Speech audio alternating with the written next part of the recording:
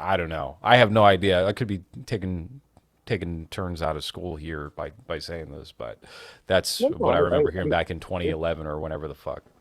if that's the case, then definitely it's twisted. But then also, and this is very horrible of me to say and very cringe, but you don't know how you would react in something like, you know what I'm saying? Everybody's like, No, I yeah, I would agree. be a hero. And then be like, yo, I would actually take her and then scoop her up and go to the streets. And then there's going to be a I legion would of go walk fans into the following ocean me with to her the body in my arms, like the end of I'm gonna Dexter. be Jacket from Hotline Miami saving the overdose stripper, and then she's gonna become my girlfriend. No, no, you don't know, you don't know. So I don't know. I also don't know. I'd probably do the good thing. Just to be clear, I would do the good thing. If he didn't do the good thing, shame on him. That's all. Yes, but with Argento here, so I watched that Anthony Bourdain documentary. I think it was called Roadrunner, Yeah. and it's a pretty solid, comprehensive documentary where they got a lot of his inner circle from production, at Hmm. least, and also his ex wife. And I thought it was very fascinating to get their perspective on it. You didn't get one of the show producers who pops in on like fucking four different episodes. I think her name was like Mari, but that's okay. You're not going to always get everybody.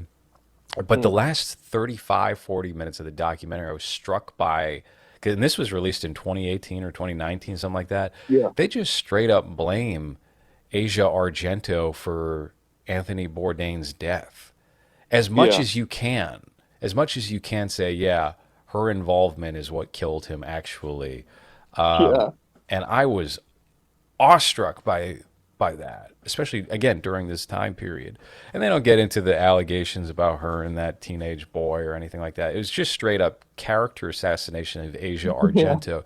And DC, I heard from you. You weren't a fan of that.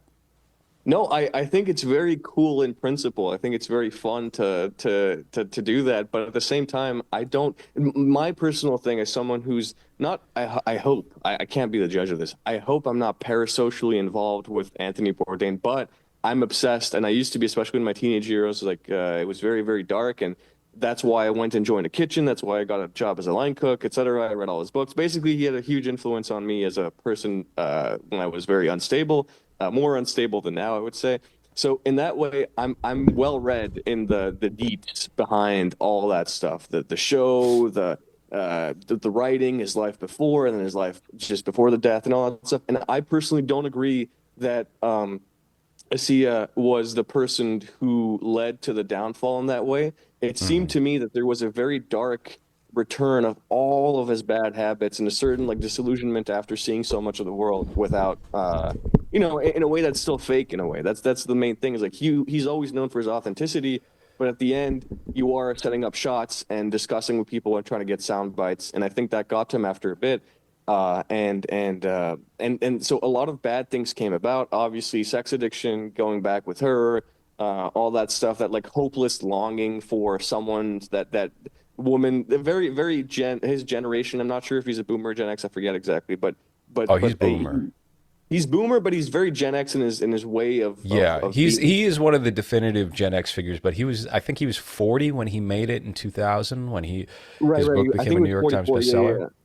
So I Look at think me he at would the age technically be a saying I baby was well boomer. read and then not knowing his age. But yeah, so that's what I'm saying. And then after all this, that was just one of these aspects and elements that he projected a sort of, and not project in a bullshit psychological sense, but really like he saw her as this like, oh, beautiful goddess that has all and like really went almost creepy in his adoration of someone who just didn't share that feeling with him at all. And then that really that's hell. That's hell to But be in because you yeah. yes, I agree. So anyway, However, I don't think it's necessarily correct to say she didn't feel that way at all.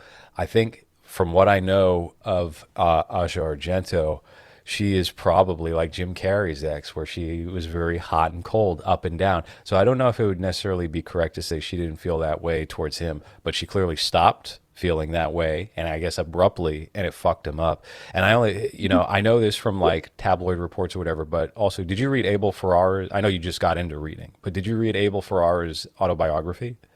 no, no. Oh, I bet it's okay. good. Yeah, it's pretty good. It's kind of a mess. It's all over the place in terms of like these little snapshot memories he gets into, and the order of things is like, Yeah, I'm in my 20s. Now I'm in my 50s talking about this, but now I'm also back into my mid 30s. And it's just like, Yeah.